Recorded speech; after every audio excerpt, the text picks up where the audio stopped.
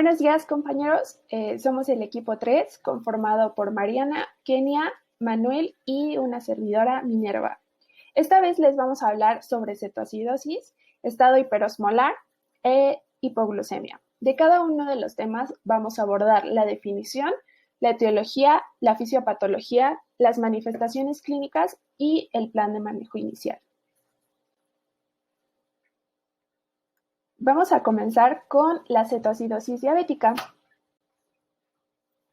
Esta se va a definir bioquímicamente por una glucemia mayor de 250 miligramos sobre decilitro, cuerpos cetónicos positivos en orina o suero, una acidosis metabólica, que estamos hablando de un pH menor a 7.3, más anion gap elevado, que sería mayor a 10. También va a presentar una disminución del bicarbonato plasmático, que sería menor a 18 milequivalentes sobre litro. En cuanto al mecanismo fisiopatológico, para que aparezca una cetoacidosis diabética es necesaria la combinación de déficit de insulina más un aumento de las hormonas contrainsulares, fundamentalmente el glucagón. El resultado de estos cambios hormonales va a ser el siguiente. Primero vamos a tener un aumento de la glucogenólisis y neoglucogénesis hepática, junto con una disminución de la utilización periférica de la glucosa. Todo esto va a conducir a una hiperglucemia y a su vez una diuresis osmótica. Va a haber una activación del proceso de cetogénesis y el desarrollo de una acidosis metabólica. El déficit de insulina más el incremento de catecolaminas va a estimular la lipólisis y como consecuencia pues va a aumentar la producción de glicerol y ácidos grasos. Estos ácidos grasos libres van a llegar al hígado y de ahí van a ser transformados a cuerpos cetónicos. Toda esta acción va a ser facilitada por el glucagón.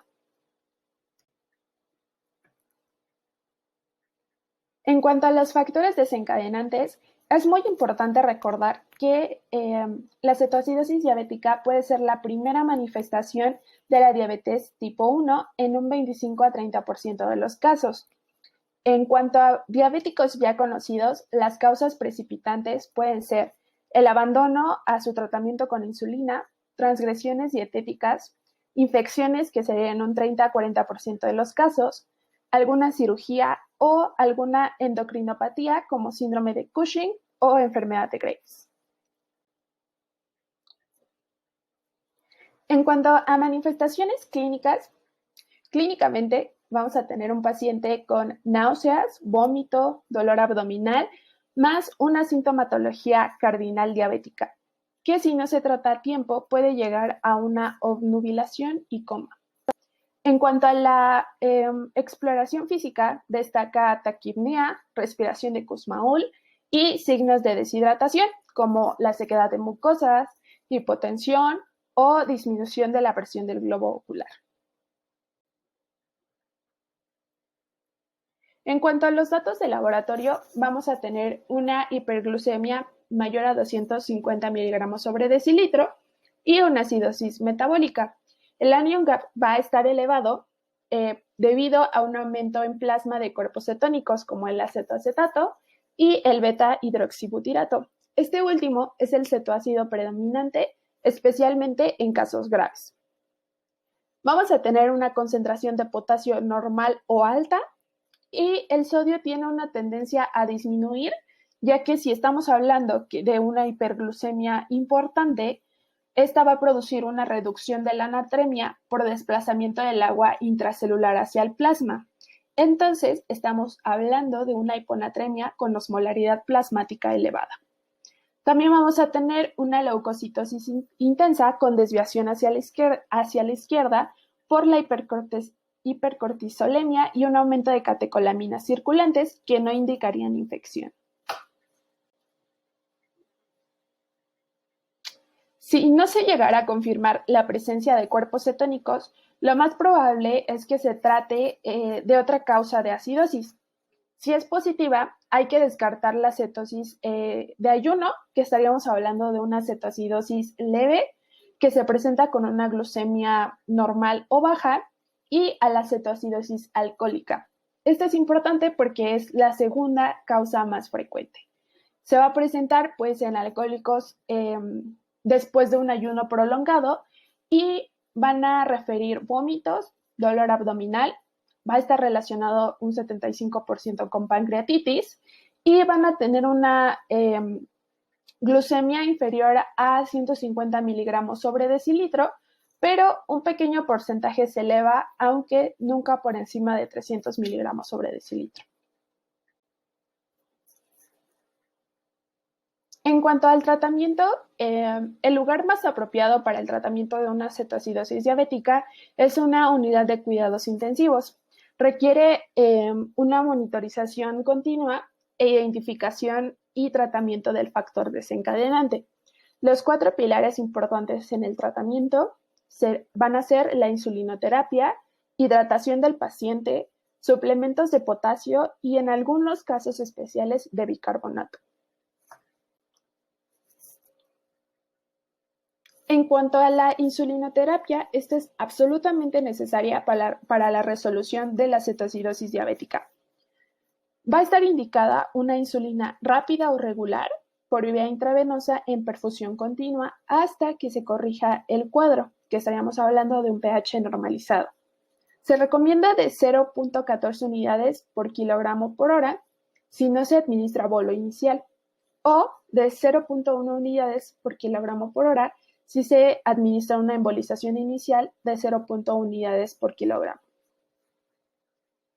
El criterio para la suspensión de la insulinoterapia intravenosa es la corrección de la acidosis y habitualmente una vez corregida esta, se administra una insulina subcutánea manteniendo a la vez la perfusión intravenosa durante 2 horas más para conseguir que la insulina subcutánea alcance niveles adecuados en sangre.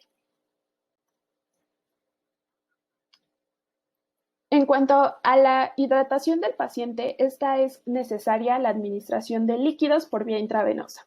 Inicialmente se utilizan soluciones salinas isotónicas a un ritmo de infusión variable, dependiendo de el grado de deshidratación que tenga nuestro paciente. El déficit de líquidos suele ser de 3 a 6 litros. Cuando tenemos una glucemia menor a 200 miligramos sobre decilitro, ya podemos comenzar la administración de suero glucosado al 5%. En cuanto al potasio, este puede estar elevado como consecuencia de la acidosis, pese a que existe un déficit de potasio corporal. En caso de que tengamos un potasio mayor a 5.3 mil equivalentes sobre litro en plasma, no es necesaria la administración hasta después de 3 a 4 horas de la fluidoterapia e insulina intravenosa. Cuando tenemos concentraciones bajas, que estamos hablando de menos de 3.3 mil equivalentes sobre litro, esto nos obliga a suspender la perfusión de insulina hasta que se repongan los niveles. En cuanto al bicarbonato, como les había dicho, no está indicado el tratamiento sistemático, solo en ocasiones muy especiales, como cuando tenemos una acidosis grave con un pH inferior a 6.9, una hiperpotasemia grave con riesgo vital o un pH inferior a 7 aunado a una disminución de la contractibilidad cardíaca. La mayoría de los autores está de acuerdo en no utilizar bicarbonato si el pH es mayor a 7, dado que el tratamiento con insulina puede corregir la acidosis. Y bueno, ya por último, en cuanto al pronóstico, pues el seguimiento analítico de nuestro paciente va a ser determinaciones seriadas de glucemia, pH, bicarbonato, anion gap e iones. Es importante recordar que en respuesta a la insulina, la glucosa debe disminuir a un ritmo de 50 a 75 miligramos sobre decilitro sobre hora. Es decir, en 4 a 6 horas debe mejorar el bicarbonato y el pH.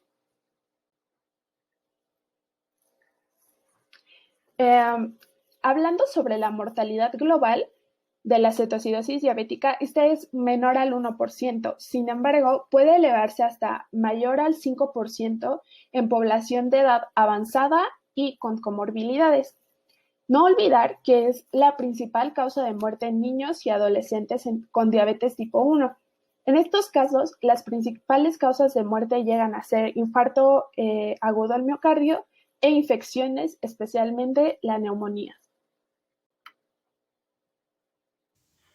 Buenos días, compañeros. El día de hoy pues vamos a tratar otro tema más, que es el de estado hiperosmolar hiperglucémico. Para comenzar a hablar de esto, pues es importante destacar de que es una de las 3 complicaciones de la diabetes. Es frecuente, pero no es exclusiva de la diabetes tipo 2 y es muy común que se presente en pacientes de edad avanzada. Suele ser, de hecho, el prototipo de presentación de esta enfermedad, que ya cuentan con algún antecedente de evolución en la diabetes. Es infrecuente que sea un debut diabético. Aquí hay que destacar que comparado con la cetoacidosis, este suele ser más adquirido u originado por alguna descompensación, ya sea por abandono en el tratamiento o por alguna por ahí complicación que se añada referente, por decir, a infecciones, que ahorita pues vamos a pasar a esos temas.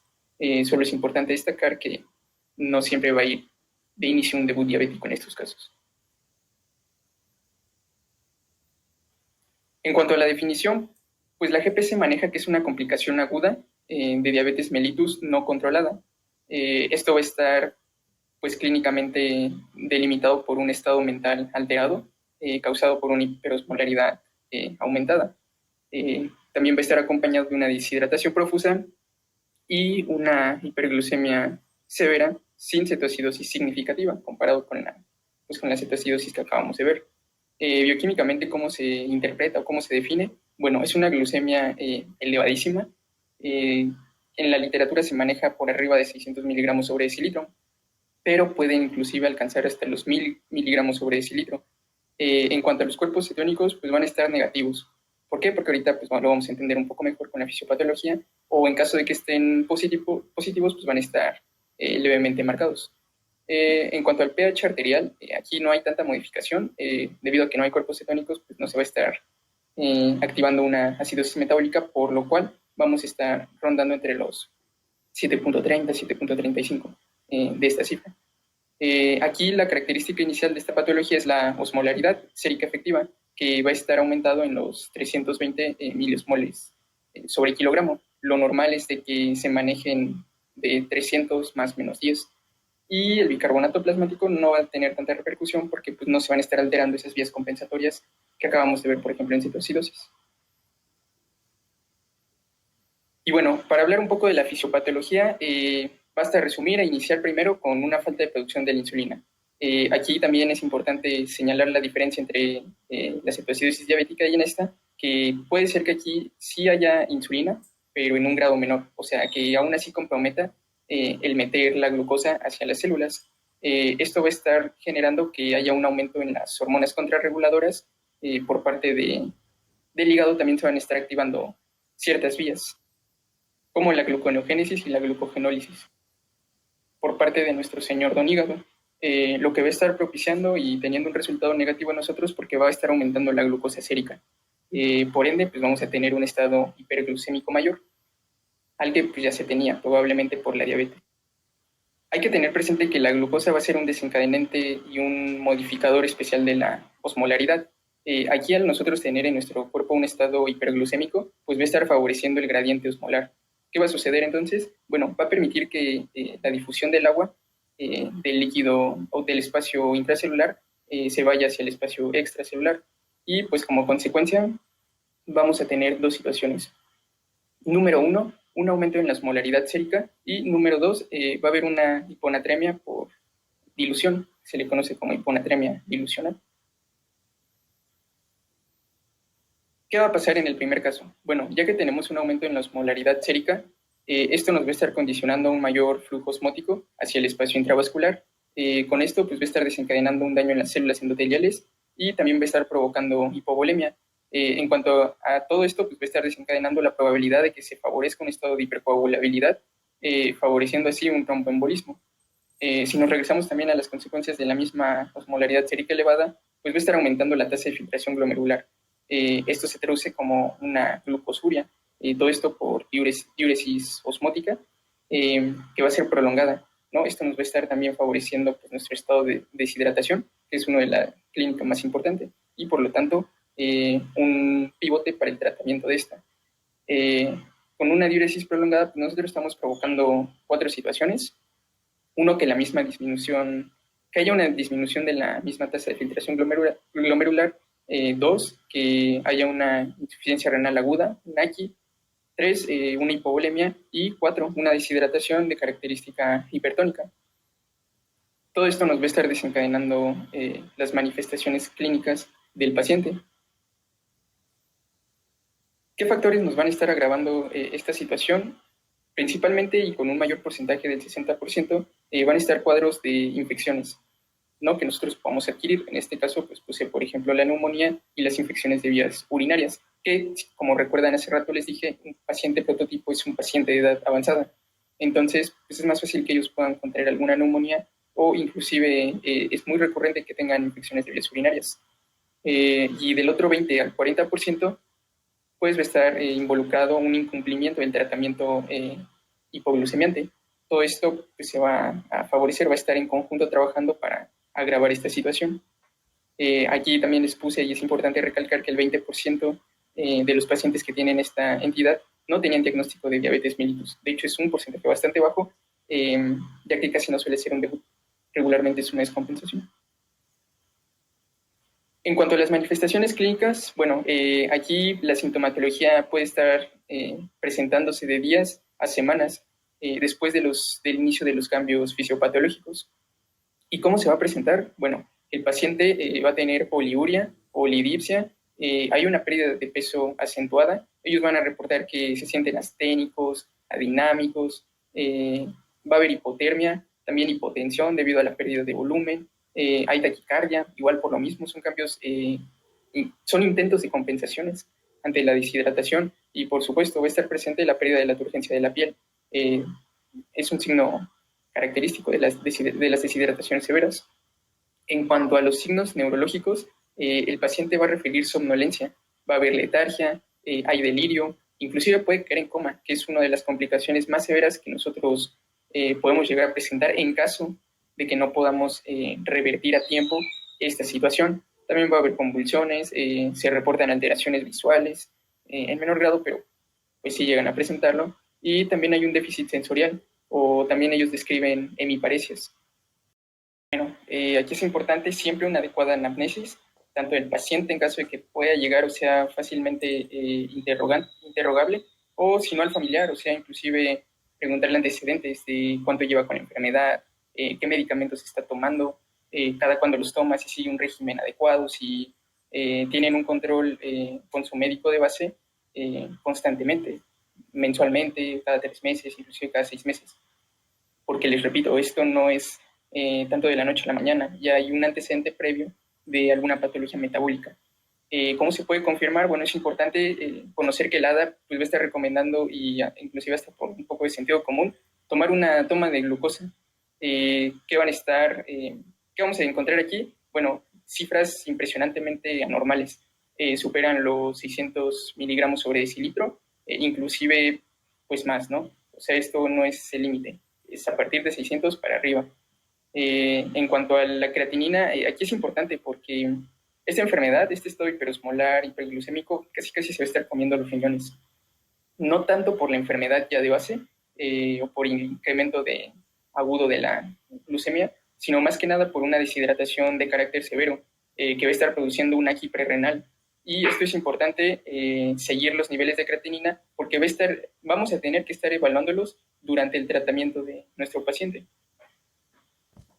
Las cetonas en orina también es importante hacer el estudio. ¿Por qué? Porque, bueno, debido a que van a estar bajas, ¿por qué? Porque no va a haber cetogénesis.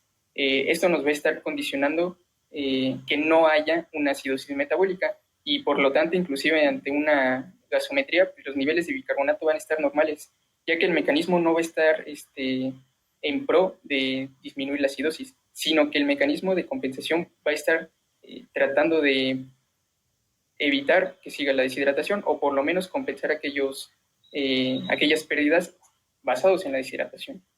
La osmolaridad también es importante sacarla. Aquí, bueno, les comento que no es un estudio que se venga de base, se tiene que sacar por nuestro propio medio. ¿Y con qué fórmula? Bueno, vamos a multiplicar 2 por la cantidad de sodio que nosotros encontremos en el plasma, más la glucosa entre 18. Con esto nosotros sacamos la osmolaridad efectiva y que vamos a encontrar un aumento mayor a 320. ¿Ok?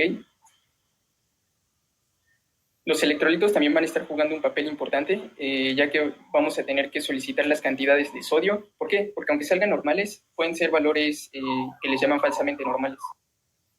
Por lo que vamos a tener que sacar una fórmula que se llama sodio corregido, ya que se estipula que por cada 100 miligramos de glucosa normal que empiece a haber en la sangre, va a haber una disminución de sodio de 1.6 miliequivalentes. ¿Qué es lo que más recomienda la ADA? Bueno, también va a recomendar hacer un electrocardiograma, una radiografía de tórax y un cultivo de orina. También aquí hay que recordar que ante nuestra gasometría el pH arterial pues, va a estar normal, va a estar rondando entre los 7.30 y 7.35. Con esto nosotros podríamos integrar ya un diagnóstico más certero, incluyendo clínica y laboratorio. En esta otra tabla, pues básicamente es una comparación de lo que es un estado de cetoacidosis diabética comparado con un estado hiperosmolar hiperglucémico. Lo más característico aquí es pues la osmolaridad, ¿no? Hay que tener mucho énfasis, va a estar superando los 320, todo esto con la fórmula que les acabo de mencionar, mientras que en las otras pues puede ser variable. La verdad es que no se estipula algo específicamente y el pH arterial, ¿no? Que aquí no se modifica tanto, el bicarbonato sérico pues va a estar en rangos prácticamente normales. ¿Qué más? La alteración sensorial, pues como les había comentado, podría llegar inclusive hasta el estupor o coma. Y las cetonas en orina pues no van a estar tan modificadas. Esta es una buena comparación. Si quieren se las dejo para que ustedes la analicen con más calma, pero básicamente lo que les acabo de mencionar eran como puntos clave que nosotros podemos hacer un poco énfasis en cada uno.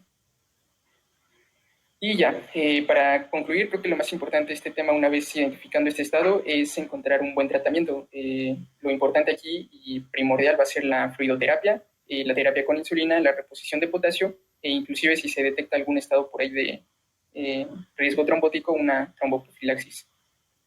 Aquí es importante hacer una fórmula más, que es la del sodio corregido, que como ya les mencioné, por cada 100 miligramos sobre decilitro de glucosa que haya en sangre, pues va a estar presentando una disminución de 1.6 mil equivalentes de sodio el paciente. Por lo tanto, necesitamos saber qué sodio real tiene el paciente para corregirlo. Regularmente no suele ser no suele haber un sodio muy reducido, por la cual se va a estar ocupando la fórmula de 1.6 por la glucosa que está presente, menos 100 entre 100. Y para nosotros calcular el déficit de agua libre que hay en el paciente, pues es importante conocer la cantidad de agua total que hay en el cuerpo del paciente. ¿Y cómo se saca esto? Bueno, vamos a tener un coeficiente que se va a utilizar dependiendo del paciente. Se va a utilizar la cifra de 0.6 si es niño o un hombre de mediana edad, y 0.5 para mujeres de mediana edad y hombres de edad avanzada. En el caso de mujeres de edad avanzada, pues se pone una cifra menor que es 0.45. Y teniendo este coeficiente se va a multiplicar por el peso. Ya una vez teniendo este dato en una deficiencia, pues vamos a ocupar ese dato por 1 menos el sodio requerido entre el sodio que se tiene el paciente.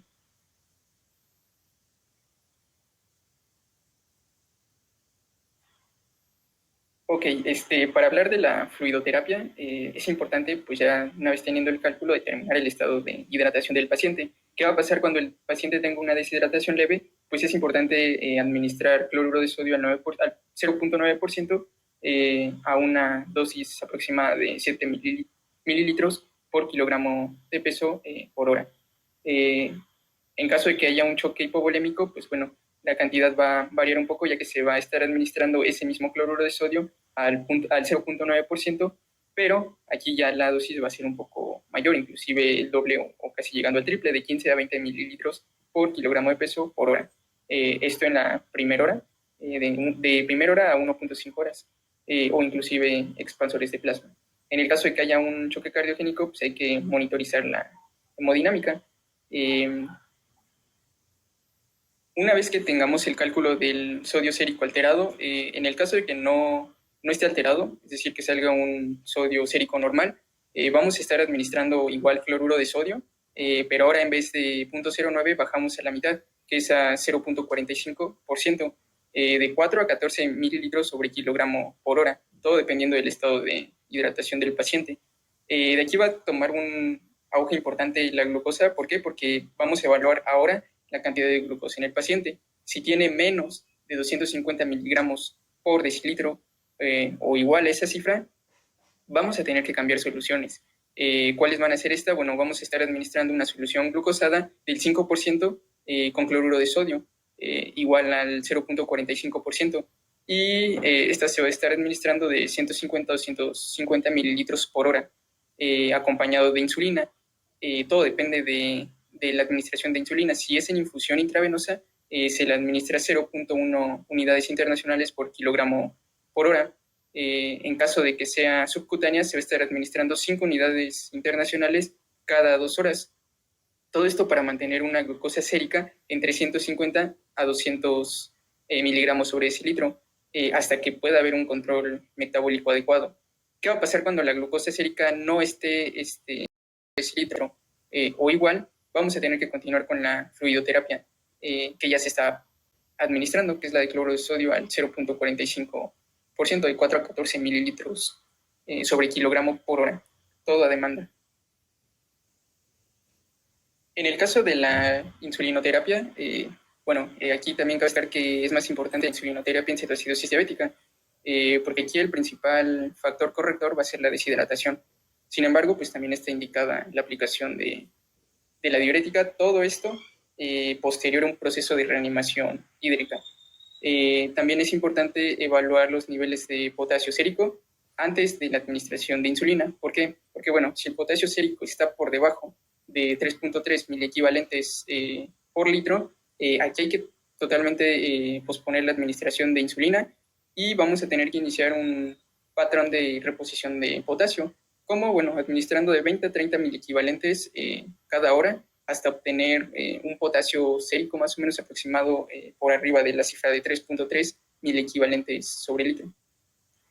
En el caso de que no sea así y de que el potasio esté en correctos valores séricos, ya se administra la insulina. ¿Cuál va a ser el modo de administración o la dosis? Todo va a depender de que si es una infusión intravenosa, que preferentemente es la de elección, va a ser una dosis, en el caso de que sea símbolo, de 0.14 unidades internacionales por kilogramo por hora. En caso de que sea una dosis con bolo, pues se va a disminuir un poco de 0.1 unidades internacionales por kilogramo en bolo y continuar a 0.1 unidades internacionales también por kilogramo por hora en infusión.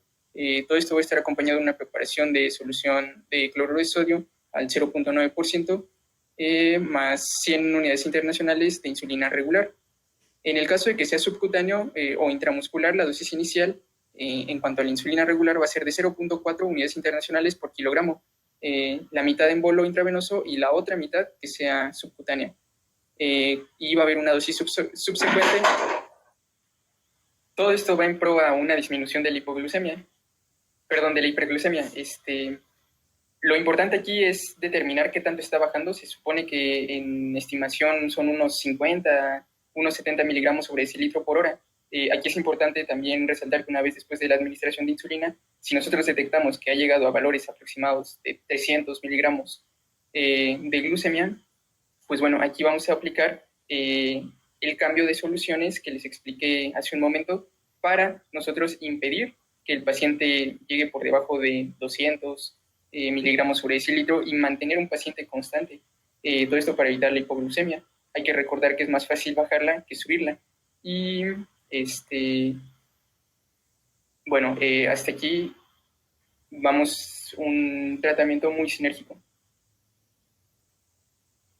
Y ya para finalizar, es importante de verdad recalcar el manejo del potasio, ya que inclusive si nosotros no lo contemplamos y administramos insulina, puede terminar muy mal la situación. La insulina va a estar disminuyendo bastante el potasio, entonces si ya está bajo, lo vamos a terminar casi matando. Es muy delicado porque un aumento o una disminución del potasio va a estar teniendo consecuencias un poco fatales en nuestro paciente. Aquí es importante evaluar pues, la función renal del paciente, saber si va a requerir reposición del potasio, cuando no, cuando tiene más allá de 5.2 mil equivalentes por litro. Aquí no está indicado administrar potasio, sin embargo, se tiene que estar evaluando cada 2 horas.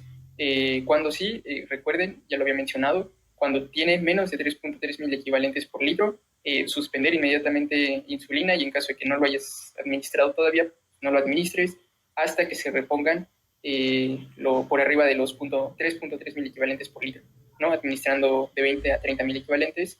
Y en caso de que esté entre 3.3, 5.2 mil equivalentes por litro, va a estar indicado administrar de 20 a 30 también mil equivalentes de potasio por cada litro de solución para que se mantenga aproximadamente un 4 o 5 mil equivalentes y no tener alguna repercusión más grave de la que ya se tiene.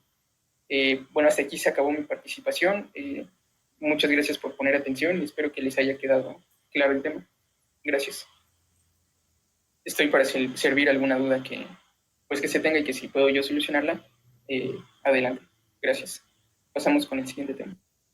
Ahora vamos a hablarles acerca de la hipoglucemia. Antes de comenzar a adentrarnos en la clínica, tenemos que conocer la definición de este término. El término hipoglucemia hace referencia a las concentraciones séricas bajas de glucosa. Es decir, si un paciente presenta concentraciones de menos de 70 miligramos decilitro, se considera que el paciente está hipoglucémico, aunque en pacientes que no tienen ninguna comorbilidad como la diabetes, este valor puede ser incluso a los 50 miligramos decilitro, que es cuando el paciente comienza a presentar síntomas.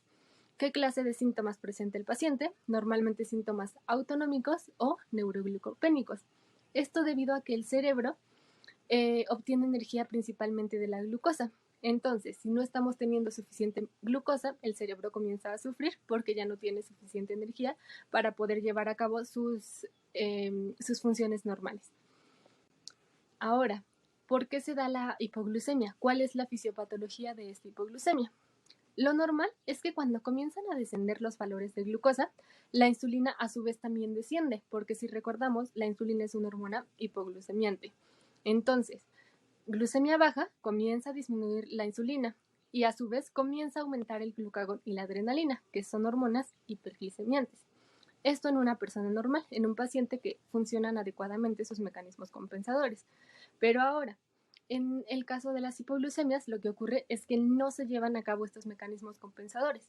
Es decir, comienza a disminuir la glucemia, pero no disminuye la insulina. La insulina continúa en sus niveles elevados, por lo tanto continúa disminuyendo la glucemia. Y el glucagón y la adrenalina no aumentan, entonces no hay alguna hormona que nos esté indicando que necesitamos aumentar las concentraciones de glucosa. Y por ende, al no estar funcionando estos mecanismos compensadores, es que el paciente comienza a ir disminuyendo sus concentraciones de glucemia hasta llegar a un punto en el que comienza a presentar la sintomatología que vamos a ver más adelante. Entonces, ¿cuáles son los factores que nos pueden llevar a una hipoglucemia? Número 1, en los pacientes diabéticos que llevan por tratamiento insulina, que se hayan inyectado una cantidad excesiva de insulina, porque como ya mencionamos, la insulina es una hormona hipoglucemiante. Entonces, si se pasa la dosis de esta insulina, es lógico que comiencen a disminuir las concentraciones de insulina en sangre. ¿Qué otros factores existen? La disminución de glucosa exógena. ¿Por qué? Porque nuestro cuerpo puede llegar a agotar sus reservas y entonces necesita que aportemos glucosa de un medio externo. Si no lo hacemos, es cuando podemos llegar a esta hipoglucemia. Otros dos factores que van un poquito de la mano: aumento de la utilización de glucosa y el aumento de la sensibilidad a la glucosa. Estos dos pueden llegar a ocurrir después del ejercicio. Durante el ejercicio necesitamos energía, obtenemos esta energía a partir de la glucosa. Entonces, por eso las concentraciones en sangre comienzan a disminuir. Y en el caso del aumento de la sensibilidad, igual. Cuando hacemos ejercicio, aumenta la sensibilidad de la insulina en el músculo, metemos más glucosa al músculo para que pueda contraerse y llevar a cabo los ejercicios, y por ende disminuyen las concentraciones de la glucosa en la sangre. Ahora, otro factor que nos puede llevar a la hipoglucemia también es la disminución de la producción endógena de glucosa. porque como ya mencionamos, tenemos dos fuentes de glucosa, la glucosa que produce nuestro propio cuerpo en compensación o la glucosa que proviene de los alimentos o glucosa exógena. Entonces, si por algún motivo nuestro cuerpo disminuye la producción de glucosa endógena, no va a haber quien pueda mantener estas concentraciones de glucemia. Un ejemplo en el cual ocurre esta disminución de producción de la glucosa endógena es cuando tomamos. El alcohol puede hacer que estas concentraciones de glucosa disminuyan. Y por último, otro factor que también puede contribuir a esta hipoglucemia es la reducción de la eliminación de la insulina. ¿Por qué? Porque normalmente eliminamos la insulina. Si esta insulina se queda dentro de nuestro cuerpo, va a hacer que las concentraciones de glucosa dentro de nuestra sangre continúen disminuyendo. Y estos factores, ya sea en conjunto o individualmente, junto con lo que habíamos mencionado anteriormente, son los que nos van a llevar a presentar una hipoglucemia. Para la clasificación de la hipoglucemia, vamos a considerar una hipoglucemia grave cuando una persona ya está requiriendo la asistencia de otra persona para que le administre carbohidratos u otras medidas para su recuperación, ya que generalmente estos pacientes ya están cursando con alteraciones de la conciencia. Una hipoglucemia documentada sintomática va a ser cuando ya vemos que las personas tienen valores de glucosa por debajo de los 70 miligramos sobre decilitros y presentan síntomas, contrario a lo que está pasando en una hipoglucemia sintomática, donde presentan los mismos valores de lo que es la glucemia. Sin embargo, en estas personas no se presentan síntomas. En una hipoglucemia sintomática probable va a ser cuando las personas presentan los síntomas típicos de lo que es la hipoglucemia. Sin embargo, todavía no ha habido una determinación como tal de la glucosa. Y una pseudohipoglucemia o hipoglucemia relativa va a ser cuando las personas tienen los síntomas típicos de la hipoglucemia. Sin embargo, en estas personas se encuentra una glucosa por arriba de los 70 miligramos sobre decilitros, como ocurre cuando las personas tienen un mal apego al tratamiento. Entonces, al haber un descenso brusco de la glucosa, va a ocasionar los síntomas típicos de la hipoglucemia. La hipoglucemia severa va a ser cuando ya hay valores por debajo de los 40 miligramos sobre decilitros, aunque también este adjetivo se le da a las personas cuando ya están pasando por un estado de convulsiones o están en un estado de coma. Para el cuadro clínico vamos a ver que se presentan dos grupos de síntomas, cuya aparición va a depender tanto de la gravedad como de la rapidez en que se instale la hipoglucemia. Están los síntomas autonómicos y los síntomas neuroglucopénicos. Los síntomas autonómicos, o también conocidos como neurógenos, aparecen con concentraciones de glucosa de 60 miligramos sobre decilitros. Estos síntomas aparecen porque hay una descarga simpático suprarrenal, entonces está liberando noradrenalina y acetilcolina por lo que son las neuronas postganglionares. La noradrenalina va a hacer que en estas personas se presenten palpitaciones, temblores, ansiedad y palidez, y por su parte la acetilcolina va a hacer que se presente diaforesis, sensación de hambre y parestesias. Como estos síntomas se presentan antes de los síntomas neuroglucopénicos, actúan como un mecanismo de defensa en las personas. Al tener sensación de hambre, pues va a hacer que ingieran alimentos y de esta manera detener lo que es el descenso de la glucosa. Sin embargo, si sigue descendiendo lo que es la glucemia, aparecen los síntomas neuroglucopénicos, aparecen con concentraciones de 50 miligramos sobre decilitros de glucosa. Estos síntomas se van a deber al déficit de glucosa en el sistema nervioso central. Entonces, en estas personas se van a presentar lo que es la cefalalgia, fatiga, debilidad, ataxia, y también puede haber alteraciones del comportamiento. Los podemos ver irritables, agresivos y confundidos, y también puede haber disminución del estado de conciencia, que va desde una somnolencia, llevarlos al coma o a la muerte. También se van a presentar signos de focalidad neurológica. Se puede ver que tienen hemiparesia, un signo de Babinski positivo, así como crisis convulsivas. Todos estos síntomas son inespecíficos, sin embargo, se debe sospechar de la hipoglucemia cuando se presentan los síntomas típicos. En caso de haber confusión, alteraciones del nivel del conocimiento, así como diaforesis y palidez, y también puede haber lo que es taquicardia y aumento de la presión sistólica. Puede que estos síntomas no se incrementen en las personas en las cuales hay episodios repetitivos de hipoglucemia o en los pacientes diabéticos en los cuales tienen una neuropatía muy avanzada. La atribución de estos síntomas debe estar siempre relacionada con el nivel de la glucosa, como lo dice la triada de Whipple, la cual dice que los síntomas deben ser consistentes de la hipoglucemia, debe haber una concentración de plasmática de glucosa baja y estos síntomas se deben de quitar una vez que aumente lo que es la glucemia. Para el diagnóstico, vamos a identificar la causa de lo que es la hipoglucemia por medio de la anamnesis, la exploración física y los estudios de laboratorio. En la anamnesis es importante interrogar cómo fue la aparición de estos síntomas, la cronología y especialmente su relación con las comidas. También es importante interrogar sobre la medicación de los pacientes, especialmente sobre las insulinas y los secretagogos, las sulfonilureas y las linidas, ya que estos son la principal causa de hipoglucemia en estos pacientes. También es importante preguntar sobre si realizó ejercicio físico, a la cual el paciente no está acostumbrado, lo cual puede ser una causa. También se ingiere alcohol, salicilatos, clorfibrato o fenilbutazona, ya que estos fármacos tienen una interacción con los fármacos de la glucosa y pueden causar la hipoglucemia. El 10% de las causas restantes de lo que es la hipoglucemia se debe a enfermedades orgánicas como causas autoinmunes, tumorales, como los insulinomas o causas endocrinometabólicas. Entonces, lo principal que hay que hacer en el paciente, se debe extraer una muestra de sangre cuando tiene el episodio sintomático. Primero se va a traer la muestra capilar por medio de un glucómetro y después se extrae la muestra por medio de una determinación en el laboratorio.